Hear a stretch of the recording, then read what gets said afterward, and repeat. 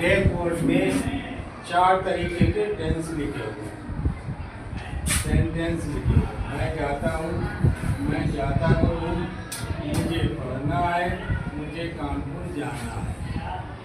तो जहाँ पर भी ता है, ती है, ते आता है, तो वहाँ पर ये जितने भी वाक्य हैं वो सिंपल सेंटेंस है।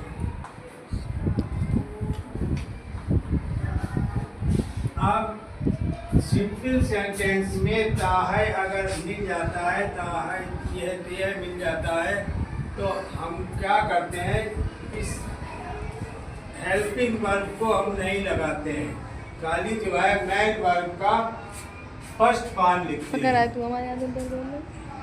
अब जब फर्स्ट फॉर्म लिखते हैं तो इसके मतलब क्या होता है, हमें 2 चीज़ें देखनी है, सब्जेक्ट देखना है और उसके बाद में वर्ब देखना है। इनमें अगर ता है, ती है, ते है मिल जाए तो ये 2 चीज़ें देखना है, सब्जेक्ट और वर्ब। क्योंकि इसमें क्रिया नहीं लगती है, हेल्पिंग वर्ब नहीं लगता है।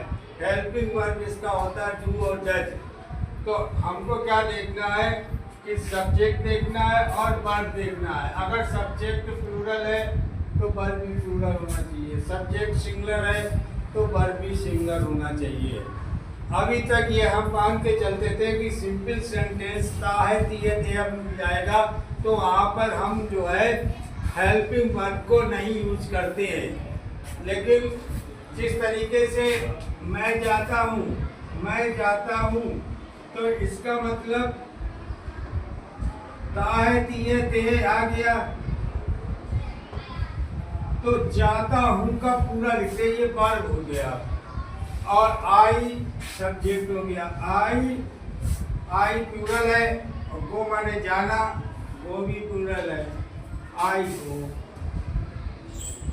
क्या हो जाएगा, आई गो, मैं जाता हूँ। इसमें हेल्पिंग वर्ब नहीं लगा है, हेल्पिंग वर्ब की जगह पे हमको देखना है मेन वर्ब देखना है। ता है, ती है, दिया जाए तो अगर सब्जेक्ट प्लूरल है तो वर्ब भी प्लूरल और सब्जेक्ट सिंगुलर है तो वर्ब भी सिंगुलर है। लेकिन वहीं पे ये सेंटेंस आया था, मैं जाता तो हूँ, मैं जाता तो हूँ। अब यहाँ पर जाता तो हूँ यानी कि एक जोर पड़ गया है कि मैं जाता तो हूँ। अगर कोई हमसे कह रहा है तो हमको कह दिया मैं जाता तो हूँ, तो अब यहाँ पर तुमको हेल्पिंग वर्ब का यूज करना पड़ेगा। वैसे साधारण वर्ब में हेल्पिंग वर्ब नहीं लगता है, लेकिन ये भी सिंपल सेंटेंस है, इसमें जो है तुमको हेल्पिंग वर्ब का यूज करना पड़ेगा। आई हेल्पिंग वर्ब वाले होते हैं डू और डज, डू और डज, डू प्लूरल के साथ में, डज सिंगुलर के साथ में। तो यहाँ पर आई है प्लूरल, तो यहाँ पर डू लगाएंगे, I do to go, I do to go. यहाँ पर हेल्पिंग वर्ब लग गया और मेन वर्ब से पहले टू लग गया। अब वहीं पर आता है कि मुझे पढ़ना है, मुझे क्लास में पढ़ना है, तुम पढ़ो या ना पढ़ो मुझे क्लास में पढ़ना है, तो मुझे पढ़ना है, मुझे पढ़ना है। अब ना है आ गया, तो इसमें तुमको हैज और हैव लगाना है। क्या लगाना है, हैज या हैव। अगर सब्जेक्ट प्लूरल है तो हैव लगाना है और सब्जेक्ट सिंगुलर है तो हैज लगाना है, और हैज के बाद में मुख्य क्रिया का फर्स्ट फॉर्म लिखना है। तो ये हो जाएगा आई। अब आई के साथ में हैज लगेगा कि हैव लगेगा, तो आई हैव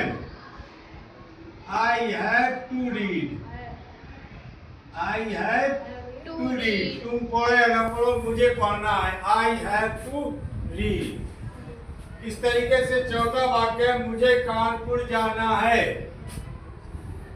मुझे कानपुर जाना है।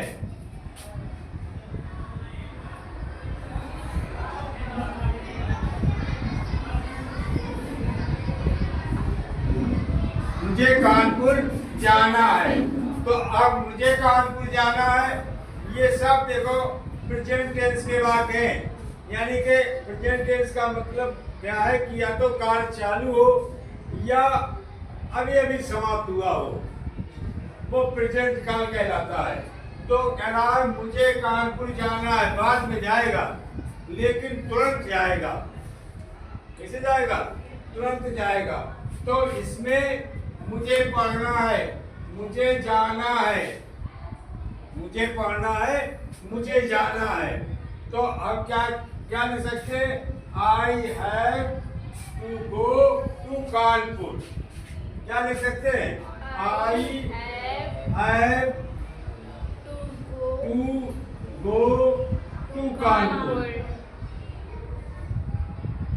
अब इसको इसी बात को हम दूसरी तरीके से भी बना सकते हैं, क्योंकि इसमें इज एम आर का भी प्रयोग हो सकता है। किसका प्रयोग हो सकता है? Is am are. तो आई के साथ में एम आता है, I am to go to Kanpur.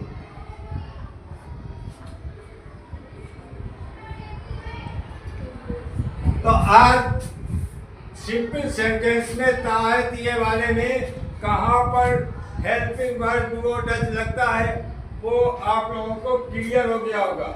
और इसी तरीके से कोई भी अगर करना है, हमको रिवीजन करना, बार बार लिखना है।